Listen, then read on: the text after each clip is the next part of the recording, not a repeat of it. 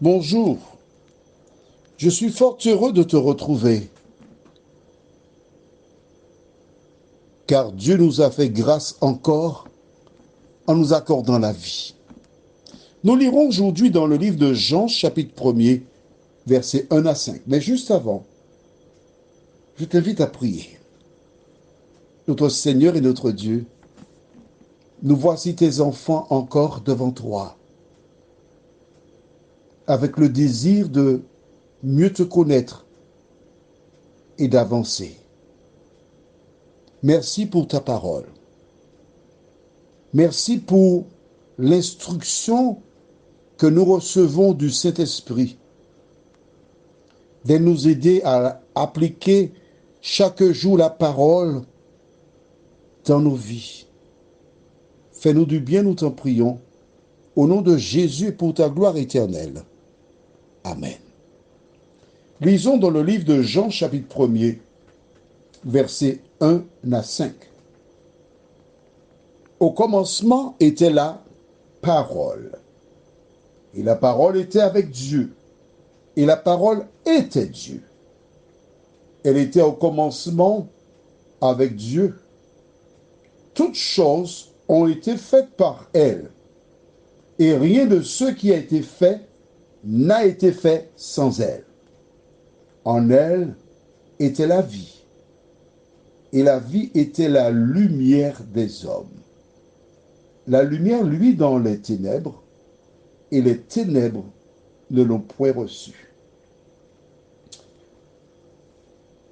Quand nous lisons ces versets, plusieurs personnes rencontrent des difficultés pour comprendre. Pourquoi? Parce que le décalogue déclare « Tu n'auras pas d'autre Dieu devant ma face ». Il y a un seul Dieu. Mais qu'appelle-t-on Dieu?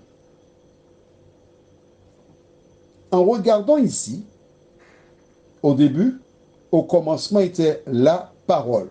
Donc on appelle la parole. La parole était avec Dieu. Donc on voit le mot Dieu, la parole était avec Dieu. Mais tout de suite, et la parole était Dieu. Waouh! Donc celui qu'on appelle la parole est Dieu. Est-ce que nous sommes d'accord?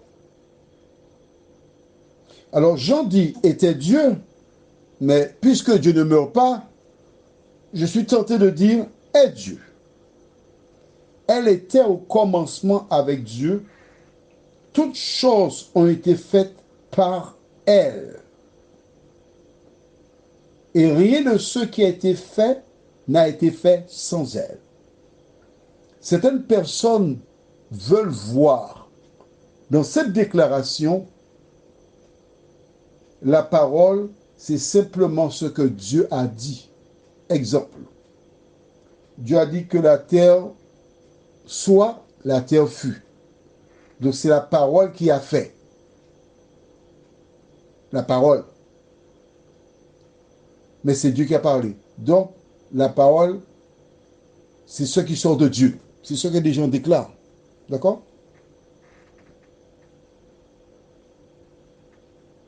Et à cause de cela, ils ont des difficultés pour comprendre un concept qui s'appelle la Trinité. Nous allons essayer d'aborder partiellement ce concept.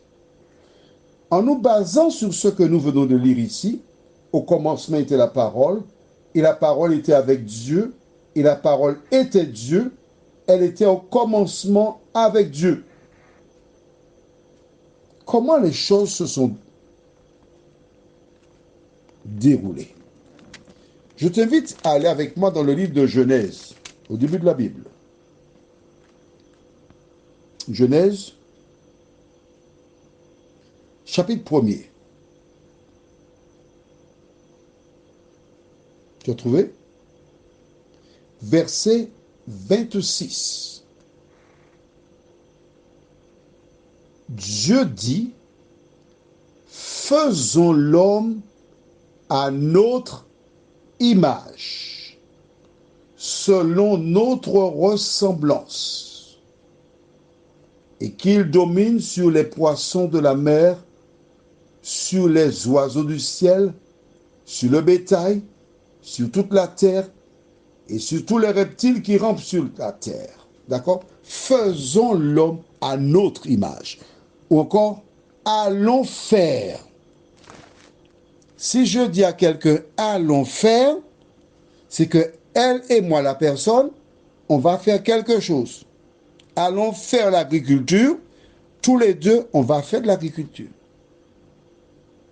Allons faire de la peinture, ça veut dire tous les deux, on va faire de la peinture. D'accord? Il y a une autre référence que je voudrais voir avec toi, qui est très importante. Lorsque Ève et Adam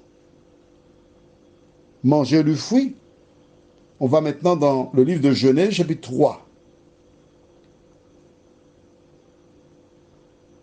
Et nous lisons le verset 22 et suivant. 22 et 23. L'Éternel Dieu dit, voici, l'homme est devenu comme l'un de nous, pour la connaissance du bien et du mal.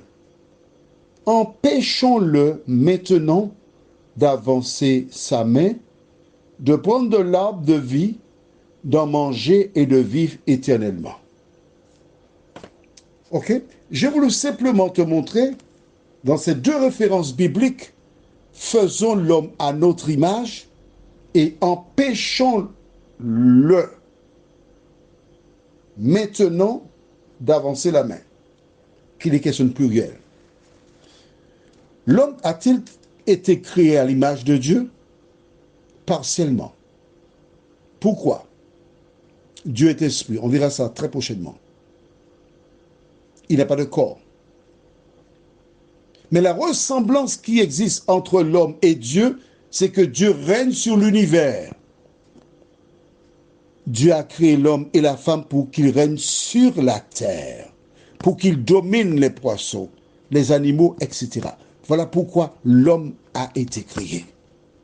Nous retournons maintenant dans le livre de Jean, chapitre 1er, et le verset 5 dit, verset 4 et 5. En elle, la parole c'est Jésus, était la vie, et la vie était la lumière des hommes, la vie. La lumière, lui, dans les ténèbres, et les ténèbres ne l'ont point reçu. La lumière, là, c'est Jésus, qui est venu.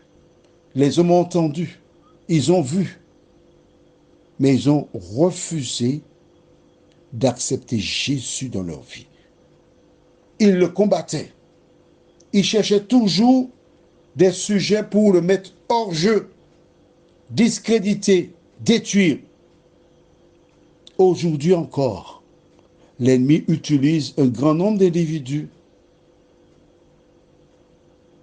pour discréditer Jésus. Fais-tu partie de ces gens-là?